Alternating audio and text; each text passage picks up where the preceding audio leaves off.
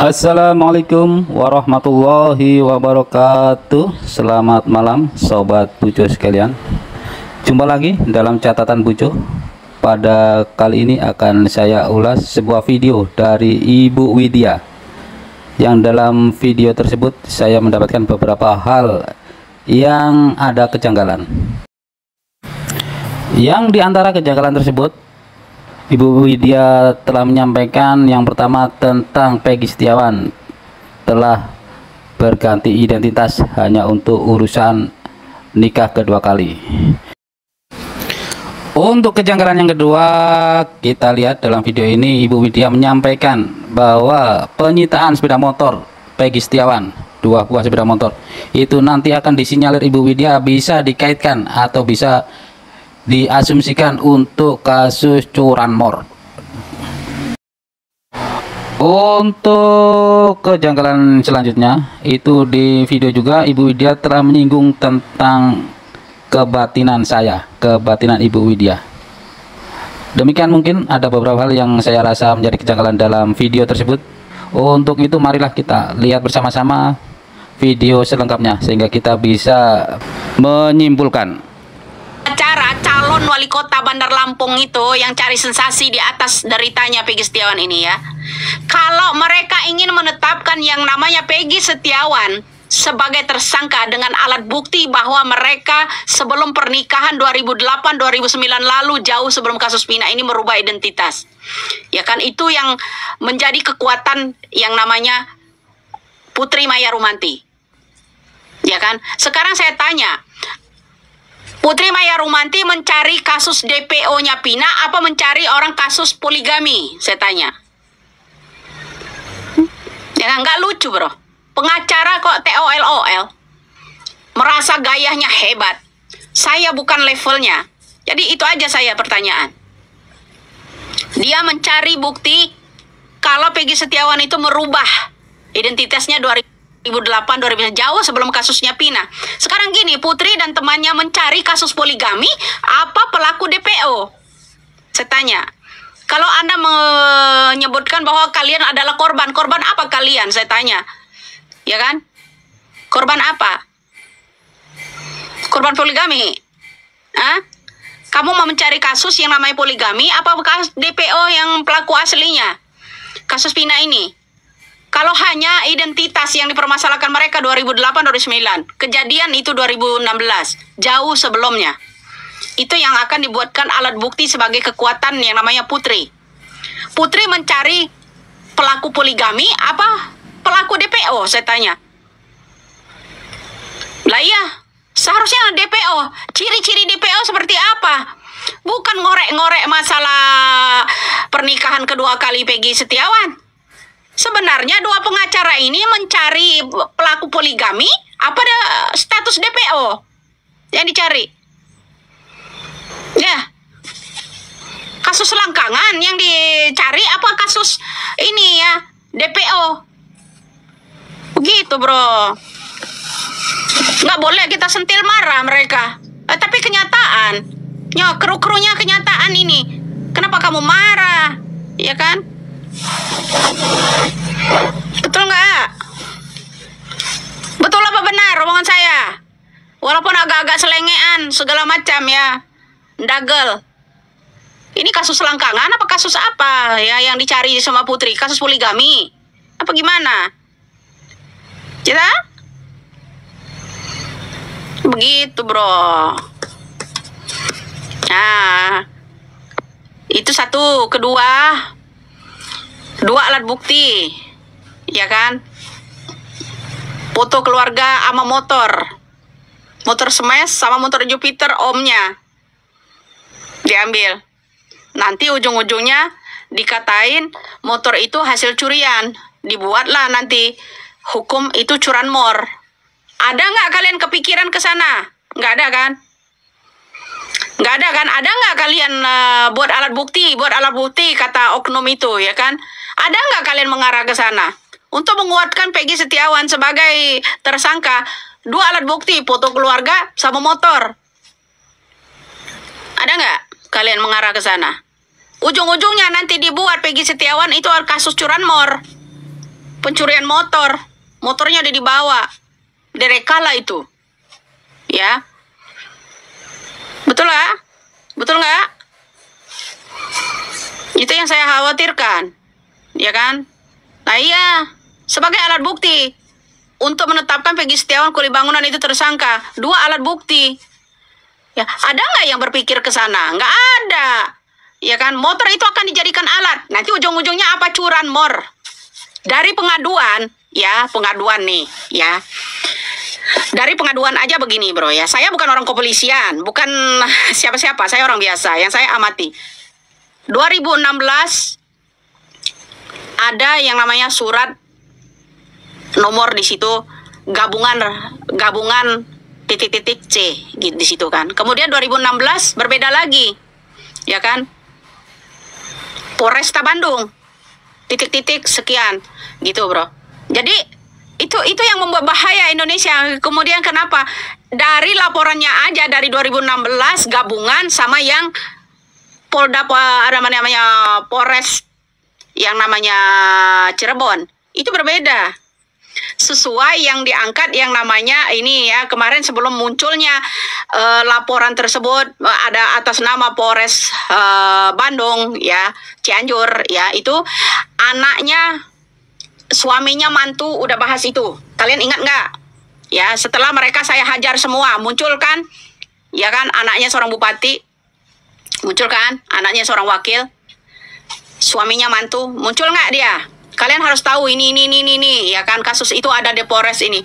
Tuh, ya. Jadi, salah satu bukti itu muncul dulu 2016 itu ada tulisan gabungan CCCC gitu ya kan. Kemudian yang sekarang ini sesuai apa yang disampaikan oleh yang namanya suaminya mantu. Ya kan? Ya kan? Sesuai apa yang disampaikan suaminya mantu. Artinya ada unsur perubahan di 2016 ini. 2024 ini beda jauh dengan apa yang disampaikan surat pada waktu yang namanya 2016 lalu. Nah, jadi kalian nggak mengamati itu loh. Ya, kalian nggak mengamati sedetil itu kayak saya, nggak. Sesuai apa yang disampaikan yang namanya suaminya mantu, bahwa kejadian itu di Polresta dan segala macam. Nah, sekarang ada yang namanya surat itu ada 2 berbeda. Ya, 2 berbeda. Ya, ada 2 berbeda. Jadi ini ngomong apa sih orang ini ya? Kamu mendingan menjauh aja kalau nggak tahu, ya nggak paham. Itu baru nggak selepel sama saya. Ya, jadi seperti itu, bro. Ya nggak akan paham. Jadi disinilah kalian harus paham, memahami ya analisa saya. Jadi kekuatan batin saya, kenapa dari orang-orang kelompok penangkap yang namanya Peggy Setiawan Kuli Bangunan itu. Ya, kalian harus paham. Kenapa? Saya bukan apa-apa saya, tapi orang itu bersatu, berkumpul semua ada di pengadilan menjadi tim Polda Jawa Barat. Ya, semua orang yang menangkap gerbek rumahnya Peggy Setiawan, kemudian orang yang menangkap Peggy Setiawan, yang menutup mulutnya, bahkan sekalipun semua mereka itu tahu. Benar-benar ingin menyelamatkan diri ya anak seseorang, anak pejabat. Jadi Peggy Setiawan yang akan dijadikan tumbal. Mereka hadir semua ya di yang namanya persidangan, mendampingi yang namanya tim Polda Jawa Barat. Jadi seperti itu. Semuanya hadir di situ. Seperti itu. Jadi salah satu ucapannya yang saya ambil ya 3 kata-kata.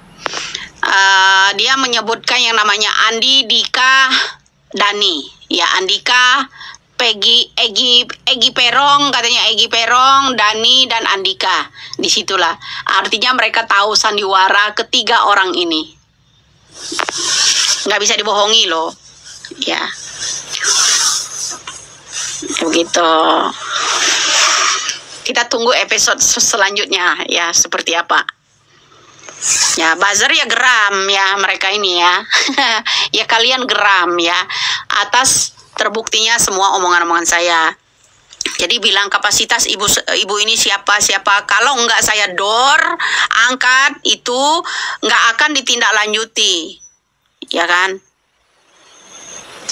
Di mata batin saya sebelumnya udah saya ungkapkan, penangkap Peggy Setiawan ini begini. Orang yang menutupi kasus itu, ya kan? Justru itu baru bermunculan lah seorang Indigo lah, Deddy Mulyadi lah, Uya Kuyah lah dan sebagainya. Itu baru bermunculan setelah Widya Barbar. Betul apa benar? Betul apa benar? Ya, jadi begitu. Bilang anjay buzzer. Lucu aja yang komen itu ya. CCTV aja diambil, dipanjat di sana menggunakan mobil pick up yang warna putih. Manjat sana tuh petugas patroli, diambil, ya kan? Diambil itu di atas.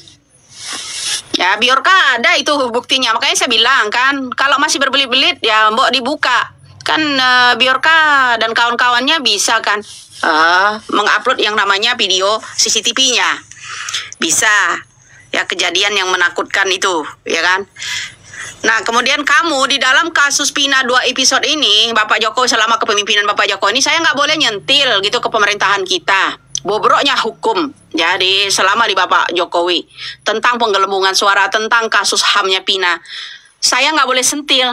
Logika aja, otak kamu itu cuma segini, tahu? Gini otaknya begini. Nggak boleh disentil ke pemerintahan kita. Jadi harus sentil yang namanya Presiden Ukraina atau Rusia gitu, yang boleh. Ya. Pakai logika aja, begini otakmu itu ini. Nah, otakmu tuh begini. Demikianlah Sobat Bujo semua, video dari Ibu Widya yang sudah kita dengarkan bersama-sama terkait dengan 3 kejanggalan yang telah saya sebutkan di awal, yang sama-sama kita dengar tadi, yaitu yang pertama terkait ganti identitas. Ini seperti Ibu Widya ini sepertinya telah mungkin salah persepsi atau salah data yang didengarnya. Yang menurut sumber yang lain, untuk yang ganti identitas itu ayahnya Peggy Setiawan, yaitu Bapak Rudi, yang pada tahun tersebut dia berganti identitas dalam rangka untuk menikah lagi, Jadi bukan Peggy Setiawan yang ganti identitas untuk menikah lagi, tapi bapaknya Peggy yang bernama Bapak Rudi. Sedangkan untuk penyidik mempermasalahkan untuk pergantian nama buat Peggy Setiawan adalah saat di Bandung, Peggy Setiawan berganti nama dengan Robi, yang ditemukan terakhir adalah nama dari adiknya.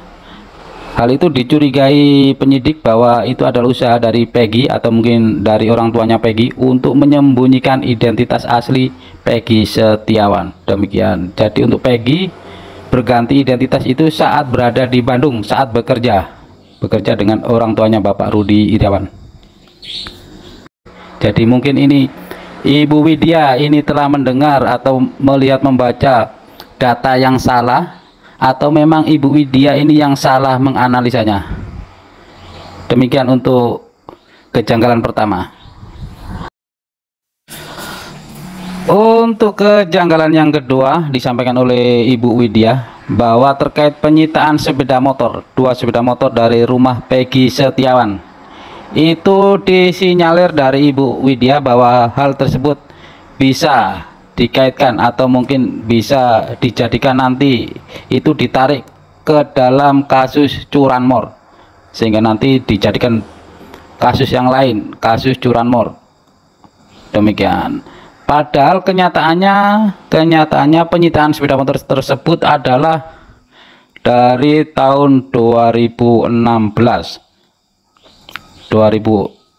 sehingga analisa tersebut, jika itu benar, berarti pada saat dalam kurun waktu dari waktu tersebut sampai sekarang itu seharusnya sudah terbukti, sudah ada kasus atau sudah ada permasalahan terkait curanmor, atau dijadikan bahan untuk bukti, barang bukti untuk kasus-kasus yang lain, dikait-kaitkan dengan sepeda motor tersebut.